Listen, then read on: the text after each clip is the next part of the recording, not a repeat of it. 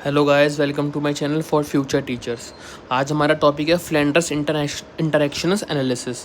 देखो भाई, बहुत इंपॉर्टेंट एनालिसिस है और हर साल आती है। देखो भाई, फ्लैंडर हमारे एक फ़िलासफ़र थे उनकी एक थ्योरी है इंटरेक्शन एनालिसिस। इंटरेक्शन का मतलब तुमको पता ही लग गया होगा कि इंटरेक्ट करना, किसके बीच में, टीचर्स और स्टूडेंट के बीच में इंटरेक्ट करना। देखो, जब तक टीचर और स्टूडेंट के बीच में अच्छे रिलेशन नहीं बनेंगे, इंटरेक्शन नहीं अच्छा बनेगा, तो भैया वो आगे नहीं कोलैबोरेट कर पाएंगे, प्रॉपर तरीके से काम नहीं कर पाएंगे।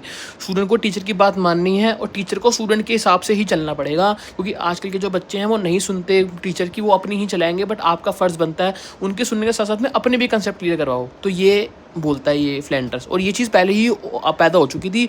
हमने इसको धीरे धीरे अप्लाई करा अपनी लाइफ के अंदर। देखो, ऑब्जर्वेशन फ्रेमवर्क है, एनालाइज करता है ये थ्योरी किसको, इंटरेक्शन करती है किसी भी स्टूडेंट और टीचर के बीच में। कौन लेकर आया था? नेड फ्लैंडर पूरा नाम है इनका, 1960 में लेकर आए थे। इनका क्या मानना था? इनका ये मानना था कि ये कम्युनिकेशन के पैटर्न को समझाना चाहते थे और क्लासरूम के एनवायरनमेंट को पॉजिटिव रखना चाहते थे। अगर क्लासरूम के एनवायरनमेंट ही पढ़ने लायक नहीं होगा तो टीचर कहाँ से पढ़ाएगा? तुम खुद बताओ। वहाँ बच्चे शोर मचा रहे हैं, टीचर अपना पढ़ लगा हुआ पढ़ाने के लिए। तो ऐसा नहीं होना चाहिए बिल्कुल भी। तो टीचर्स को भी मतलब चाइल्ड सेंटर्ड थ्योरी के अकॉर्डिंगली पढ़ाना चाहिए, मतलब कि चाइल्ड का क्या इंटरेस्ट है, चाइल्ड का क्या नीड है, उस हिसाब से कोई बच्चे भी फिर इंजॉय करेंगे। याद रखना मेरी बात। तो दिए एनालिसिस प्रोवाइड करती थी क्या, ये क्वालिटी टीचर को प्रोवाइड करवाती थी कि देखो, हर गली मोहल्ले में तुमको टीचर मिल जाएंगे, बट कौन क्वालिटी दे रहा है वो नहीं, वो मैटर करता है। याद रखना। तो यही चीज़ इन्होंने बताई। इन्होंने ना इसी चीज़ को 10 कैटेगरीज में बांटा हुआ है, ठीक है। Flanders 10 categories. देखो भाई, एक तो टीचर टॉक के अंदर, एक स्टूडेंट टॉक के अंदर और एक साइलेंस के अंदर। कि जो बच्चे होते हैं ना, वो कुछ टीचर टॉक, मतलब कि जो टीचर्स होते हैं ना, उनके दो टॉक्स होते हैं, इनडायरेक्ट और डायरेक्ट, ठीक है। उसके अंदर आपको लैंग्वेज याद रखना है, accept feelings, praise, accept ideas, answer questions. 5वें नंबर पर लेक्चरिंग, 6ठे नंबर पर गिविंग डायरेक्शंस और 7th पे criticising. Student talk response, pupil मतलब होता है स्टूडेंट टॉक इंटेंशन लिखा हुआ, सॉरी इसको ठीक कर लेना, ठीक है। 10वां है साइलेंस।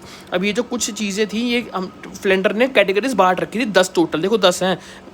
टीचर टॉक में 7 आती हैं, स्टूडेंट टॉक में 2 आती हैं और साइलेंस के अंदर 10 आता है। इसका मतलब ये है कि जो टीचर टॉक होता है वो ये चीज़ें करेगा, उसका फ़र्ज़ यहाँ है, ठीक है। और स्टूडेंट का फ़र्ज़ ये है, और एक मतलब ये भी स्टूडेंट का ही फ़र्ज़ है कि चुप बैठना। जब भी कोई टीचर पढ़ा रही हो तो आपका फ़र्ज़ है कि आप साइलेंट हो, बिल्कुल आप ध्यान से उसकी बात सुनो। तो ये फ़र्ज़ समझाते हैं फ्लेंडर ने। 10 कैटेगरीज बांट रखी हैं। देखो, जो टीचर टॉक करती है 2 तरीक़ों से करती है, तो इंडायरेक्ट है तो डायरेक्ट। इंडायरेक्ट में ये आते हैं कि बच्चों की फीलिंग को एक्सेप्ट करना, उनको प्रेज़ करना, उनको मोटिवेट करना एक तरीके से कि आप बहुत अच्छे हो, मोटिवेट करना उनको।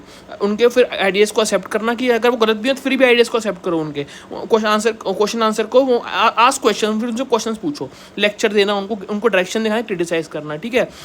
बच्चे जो होते हैं वो रिस्पॉन्स पे ध्यान देते हैं, रिस्पॉन्स देते हैं, फिर प्यूपल टॉक, और फिर आपस में वो करते हैं, यार ये टीचर ऐसी थी, ये वैसी थी, ऐसे बढ़ाई गई है। चौथा साइलेंस।